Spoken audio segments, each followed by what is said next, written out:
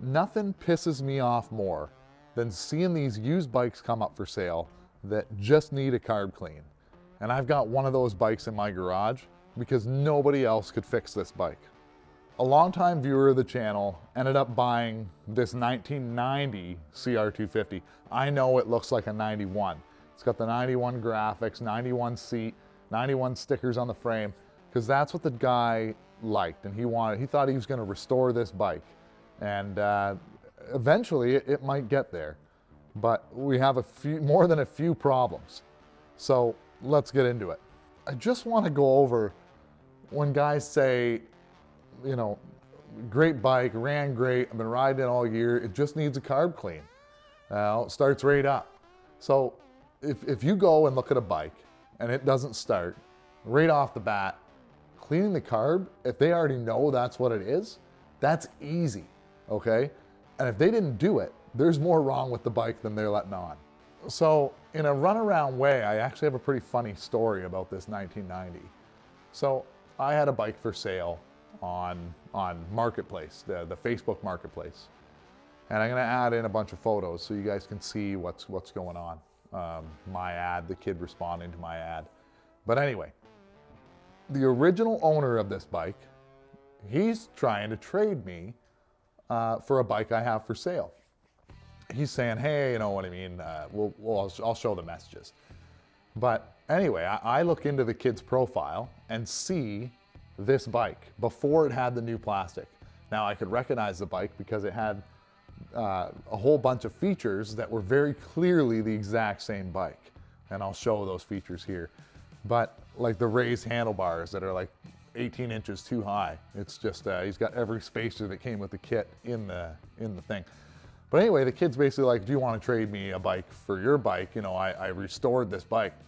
And in the roundabout way, I tell this kid, look it, I don't want anything to do with any bike you've ever touched, because I actually have that CR you sold in my garage that just needed a carb clean. And it needs way more than a carb clean. The cases are broke. They've been siliconed back together. This bike will never run the way it was. The kid was a liar. And the kid ends up coming out and saying, well, somebody screwed me, so I had to screw somebody. And that really pissed me off, because it's not an okay thing. You know, for you to be a piece of crap and try and screw somebody, instead of saying, hey, you know what, man up, be a man and say, look it, I got screwed. You know, I take it. Every bike I buy, I know that there's a risk that it might blow up the next day. But I don't try and sell it and screw somebody else over. You know, I fix it and we do it right. Because, you know, karma's the real thing and it's a bitch. So I just want to show a few things with this bike so you guys have a better understanding what's going on. You know, the foot pegs, I think they're the wrong foot pegs. I know the springs are wrong, but they are bent way down. The kid was really proud of the exhaust because he's got a brand new exhaust on it, but I don't know if this exhaust is even for a 250. It looks like it's for a 500. We're gonna get into it.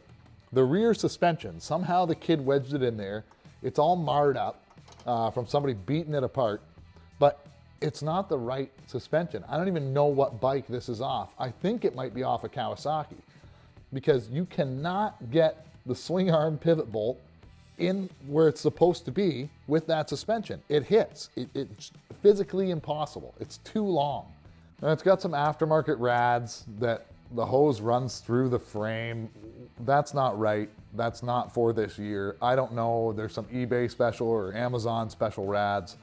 They probably will work, but they're not 100%.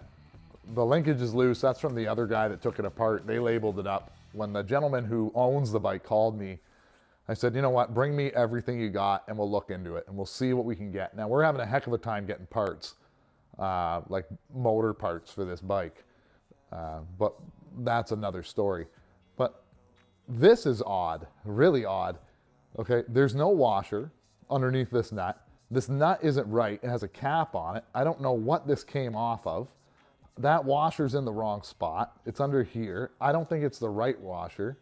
There's something funky going on. And then to have 45 different handlebar risers is a little bit odd. I'm gonna try and show you guys what's going on here. We got broken bolts holding on the triple clamps. That's broke off in there. Who knows if it's stripped? It's gonna need some work to get that out. But this axle is more than a bit funky.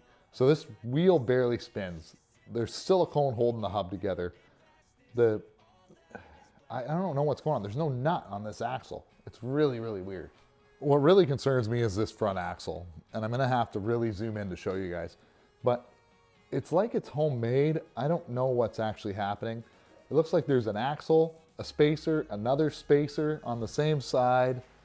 Let me try and get a better look here. We're missing bolts. There's no nut. It's really odd. I don't know how well I can show this here, but this nut side, like this, no, that's not a nut. This is the axle. This bike, it's out of a different bike. This axle needs to be on this side, needs to be on the other side, but they've definitely lost what they had. This cover is not the right cover for this bike. There's a spacer in here that I don't think is right. The hub is silicone with some sort of a nut screwed into it. I have no idea what's going on. And when we look on the other side where there should be like a hex head of some sort to stop the axle, it looks like there's a piece welded to something or what's going on. But then there's a spacer and then there's another spacer that doesn't really fit the seal. I don't think this front tire is for this bike at all. Look, and I've said this before, when people start painting plastic black, that's where dirt bikes go to die, okay? Black plastic is a dead dirt bike. Somebody has painted it. That bike is been condemned because somebody painted the plastic, bought all black plastic for their dirt bike. That is a sign of a bike that is beat down. So the other shop basically said, buddy, this bike's unfixable. So you can see in here, it's been welded before. Okay, the problem with welding is that it shrinks. The seal's not in 100% right. This seal is damaged. Seals are one thing. So sure, the last guy who took it apart broke the seals. Very possible. But these welds are all broke, and most likely it was from the welding, and this thing has actually shrunk in a weird way, and it's probably not straight. And then, because it broke and leaked, the kid tried to JB weld or epoxy whatever in here to try and get some compression so he could get the bike running so he could sell it. And that just, he knew what he was doing. He knew he was trying to screw somebody over. That's a real piss off. So the biggest problem with this bike is that there's more things wrong with it than are right. And it just upsets me that the guy got taken advantage of. That somebody lied. I don't like liars, and it really bothers me. So that's why I said, okay, like I can take a look at your cases and see if we can fix them. I basically said those cases aren't worth fixing because sure, I can weld it. We'll get it welded up, no problem. But then you're gonna have to machine it true, because if one side shrunk and is crooked and the other side straight, there's no way your crankshaft will run true. And then it's a matter of, well, you get this deep into a bike where you bought new cases that are really good, and we have them here ready to go. But then it's a matter of, I can't find a new crank or get the crank rebuilt. It's how much money is this bike worth? So we've got boxes of parts for this bike, but basically I want this video to introduce the 1990 CR250 that's gonna look like a 91, and basically a buyer beware of a bike needs a lot more than just a carb clean. Every time you see a bike that just needs a carb clean, means either I know something's wrong with it and it's screwed up and it's not worth fixing, or I don't know what's wrong with it. 99% of the time, somebody's looked into that bike and it's a piece of crap. So it's okay to buy crap dirt bikes, but it's okay to buy them for crap dirt bike price. $500, $200, whatever. Because basically this bike, it's not even worth parting out because there's not enough parts there to part out. A bike never just needs a carb clean. That's a lie. Because if they know it needs a carb clean, they'll simply clean the carb to get it working right. Because I can get $500 more for a bike that works right than one that doesn't work. It's just simple. So we've all been there, and I've been there before too. Where not with dirt bikes for some reason, I get lucky on dirt bikes, is I've never fell in love with a dirt bike, but I have fell in love with a car. And once you do that, you end up with a bottomless money pit. And it's really easy to get so deep that the bike is only worth, let's say, $6,000. This bike's fully restored, perfect, ready to go. It's worth $6,000. But the problem is you're gonna spend $9,000 to get it there. And that's if you can do the work yourself. Now, Dirt Bike Repair here at the channel, we're willing to try and help this guy as much as we can. You know, the guy pays for the parts, I'll do the labor, because I don't like it when somebody gets screwed. But I really hope that the guy who sold this bike sees this video.